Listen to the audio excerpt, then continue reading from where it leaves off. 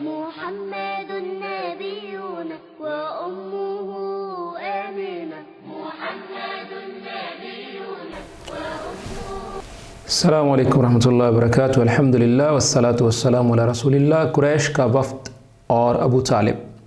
رسول اللہ صلی اللہ علیہ وسلم نے شیب ابی طالب سے نکلنے کے بعد پھر حسب معمول دعوت و تبلیغ کا کام شروع کر دیا، اور اب مشرکین نے اگرچہ بائیکاٹ ختم کر دیا تھا لیکن وہ بھی حسب معمول مسلمانوں پر دباؤ ڈالنے کا سلسلہ جاری رکھے ہوئے تھے. ابو طالب بھی اپنی سابقہ روایت کے مطابق پوری جانفشانی سے اپنے بھتیجے کی حمایت میں لگے ہوئے تھے. اب ان کی عمر 80 سال سے زائد ہو چلی تھی. کئی سال سے پے در پہ سنگین تکالیف اور حادثات نے، اور خصوصاً شیب ابی طالب کی محصوری نے انہیں توڑ کر رکھ دیا تھا. ان کے اعضاء اور اعصاب کمزور ہو چکے تھے. چنانچہ گھاٹی سے نکلنے کے بعد چند ہی مہینے گزرے تھے کہ انہیں سخت بیماری نے آن لیا. اس موقع پر مشرکین نے سوچا کہ اگر ابو طالب کے سامنے ہی نبی صلی اللہ علیہ وسلم سے کوئی معاملہ ہمیں طے کر لینا چاہیے. اس سلسلے میں وہ بعض ایسی رعایتیں دینے کو بھی تیار ہو گئے جس پر ابھی تک وہ راضی نہ تھے. چنانچہ ان کا ایک وفد ابو طالب کی خدمت میں حاضر ہوا، اور یہ ان کا آخری وفد تھا.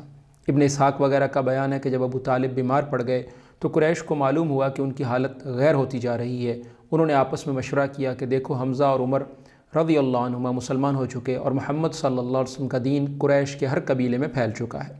اس لیے چلو ابو طالب کے پاس چلیں، اس کو اس کے بھتیجے کے بارے میں کسی شے کے معاملے میں پابند کر لیں. ہم بھی ان سے اس کے متعلق عہد لے لیں، کیونکہ واللہ ہمیں اندیشہ ہے کہ لوگ ابو طالب کی وفات کے بعد ہمارے قابو میں نہ رہیں گے. اور ایک روایت میں ہے کہ ہمیں یہ اندیشہ ہے کہ یہ بوڑھا مر گیا اور محمد صلی اللہ علیہ وسلم کے ساتھ کوئی گڑبڑ ہو گئی تو عرب ہمیں تانا دیں گے کہ انہوں نے محمد کو چھوڑے رکھا اور اس کے خلاف کچھ کرنے کی ہمت نہ ہوئی، لیکن جب اس کا چچا مر گیا تو اس پر چڑھ دوڑے. بہرحال قریش کا یہ وفد ابو طالب کے پاس پہنچا، ان سے گفت و شنید کی. وفد کے ارکان قریش کے معزز افراد تھے، یعنی عتبہ ابن ربیعہ، شیبہ ابن ربیعہ، ابو جہل ابن ہشام، امیہ ابن خلف، ابو سفیان ابن حرب اور دیگر اشراف قریش، جن کی تعداد تقریباً 25 تھی. انہوں نے کہا، اے ابو طالب، ہمارے درمیان آپ کا جو مقام اور مرتبہ ہے اسے آپ بخوبی جانتے ہیں، اور اب آپ جس حالت سے گزر رہے ہیں وہ بھی آپ کے سامنے. ہمیں اندیشہ ہے کہ یہ آپ کے آخری ایام ہیں. ادھر ہمارے اور آپ کے بھتیجے کے درمیان جو معاملہ چل رہا ہے اس سے بھی آپ واقف ہیں. ہم چاہتے ہیں کہ آپ انہیں بلائیں اور ان کے بارے میں ہم سے کچھ عہد لے لیں، اور ہمارے بارے میں اس سے عہد و پیمان لے لیں، یعنی وہ ہم سے پہلو تہی اختیار کر لیں اور ہم ان سے دور رہیں. وہ ہم کو ہمارے دین پر چھوڑ دیں اور ہم ان کو ان کے دین پر چھوڑ دیں. اس پر ابو طالب نے رسول اللہ صلی اللہ علیہ وسلم کو بلوایا اور آپ تشریف لائے تو کہا، بھتیجے یہ تمہاری قوم کے معزز لوگ ہیں، تمہارے لیے جمع ہوئے ہیں، چاہتے ہیں کہ تم سے کچھ عہد و پیمان کر لیں. اس کے بعد ابو طالب نے ان کو یہ پیشکش ذکر کی جو قریش نے کی تھی کہ کوئی بھی فریق دوسرے فریق سے تعرض اور تنازع نہ کرے. جواب میں رسول اللہ صلی اللہ علیہ وسلم نے فرمایا، چچا جان، آپ کیوں نہ انہیں ایک ایسی بات کی طرف بلائیں جو ان کے حق میں بہتر ہو. تو ابو طالب نے کہا، تم انہیں کس بات کی طرف بلانا چاہتے ہو؟ آپ صلی اللہ علیہ وسلم نے فرمایا، میں انہیں ایک ایسی بات کی طرف بلانا چاہتا ہوں اگر وہ اس کے قائل ہو جائیں تو عرب ان کا تابع فرمان ہو جائے گا اور عجم پر ان کی بادشاہت قائم ہو جائے گی.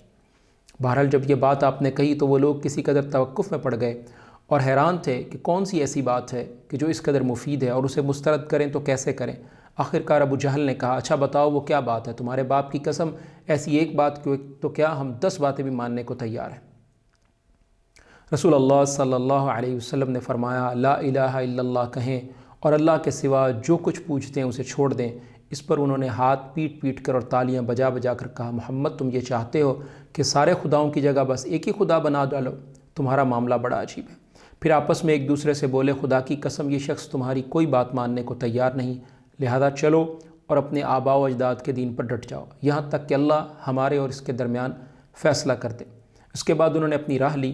اس واقعے کے بعد انہی لوگوں کے بارے میں قرآن مجید میں چند آیات نازل ہوئیں جو کہ سورۃ صاد کی ابتدائی آیات ہیں، اور انہی میں سے ایک آیت ہے، اجعل الآلہۃ الہا واحدا ان ھذا لشیء عجاب، کہ کیا اس نے تمام معبودوں کا ایک ہی معبود بنا ڈالا ہے؟ بلا شبہ یہ یقیناً بہت ہی عجیب بات ہے.